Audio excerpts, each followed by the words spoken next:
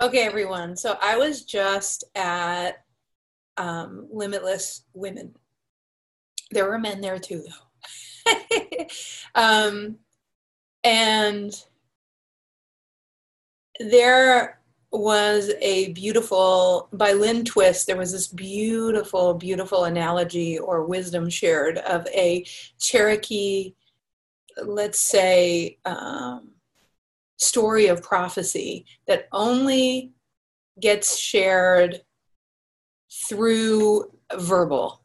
It's never shared, and I'll see if I can friggin' do it justice here. So this story of prophecy is basically, actually, I'll share two stories. The first story is a story of prophecy, and it's about a wing. It's about the story of that an eagle, an owl, they have two wings. The wing of what's possible, or the wings of what's possible. Our ability to fly requires both. There's a masculine wing and a feminine wing. And for so long, the masculine wing has been flying. The masculine wing has gotten stronger and stronger to the point of so much dominance that the wing of the divine feminine, not necessarily of women, but of the divine feminine, has actually gotten weaker and weaker and weaker to the point that now humanity has been flying in circles because there's only one wing. And it's time for that divine feminine in all of us to come alive. The divine feminine is the feminine of nurturing each other in nature. It's the idea of being willing to see each other, being willing to feel each other, being willing to emanate the love that we are in divine connection and hold each other to our higher abilities to create. And that time is right now. And so if you've been being called, then you're one of those people, whether you're a man or a woman, to follow that creation story, the inevitable. That prophecy is coming true. You can see that sometimes in parts of the Me Too movement. You've seen that in how many female leaders are coming forward. You've seen that in the Pussy Hats. You've seen that in so many different, incredible ways.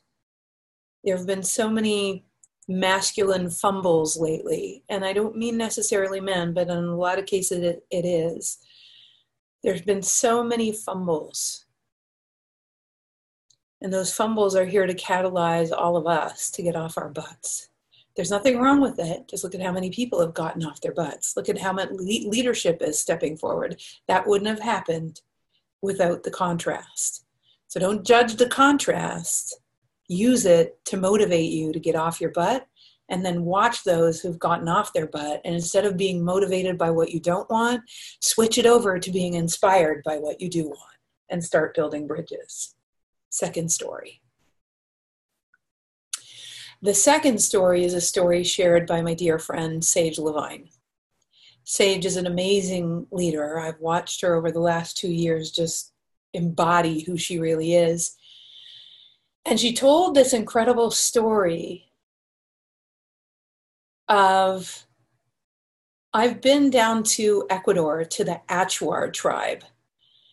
And while we were at Limitless Women, she told this story of being with the Achuar tribe. And by the way, the Achuar are in the Ecuadorian jungles. I went there with Lynn Twist, who told the story, the prophecy of the Cherokee prophecy of the wings.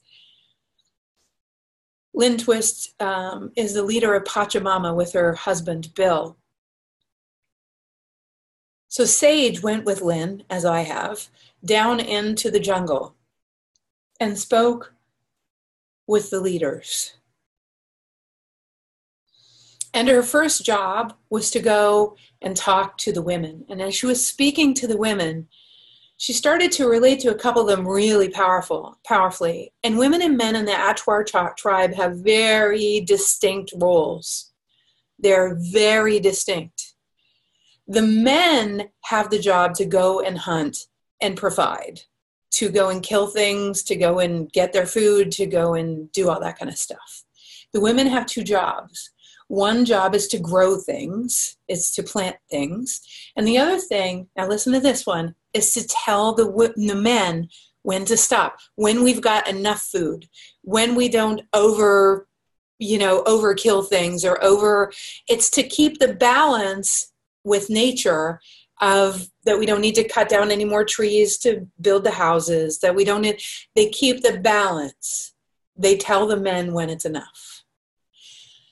So when Sage was down there and she was building relationships, and she helped them to discover how to take jewelry. I wish I was wearing my earrings today, actually. Have these beautiful feathery earrings that are from the Achuar tribe down there. The same feathers that were on the end of the poison darts that they used, but they used them for these beautiful jewelry, pieces of jewelry. And as she was telling them, I wouldn't have those earrings if it wasn't for Sage, because Sage taught them how to sell their jewelry that is from the rainforest, so you could wear a part of the rainforest. And these feathers they would fall out from the birds. It's not like they killed the birds to do it, right? And so they would find these feathers and they would build this beautiful jewelry. And so the women, once they got familiar with Sage and they got to know her a little bit, they decided that it was important to tell Sage, because the reason we all went down to the rainforest is because oil companies were coming in, taking down the rainforest, and basically it was an Avatar moment. It was exactly what happens in Avatar, where they're mining whatever that, everything, whatever it's called, non-obtainium, I think that's what it's called. So basically, it's exactly what was happening in the rainforest with the oil. So Lynn got a vision to bring people down there, and now we're all down there bringing the stories of the rainforest, where most of our oxygen comes from on Earth, where the origins of the water we drink and the rain that falls comes from. So you can imagine the headwaters of the Amazon are a really important place for us to protect. So Sage is sitting there talking to this woman, and this woman says, so you can imagine the importance of the woman, because they're there to say stop. So what this woman says to Sage, it gives me goosebumps right now to even talk about. She says, Sage, you don't understand. I need you to take home, I need to understand things. Why haven't your women, this might make me cry.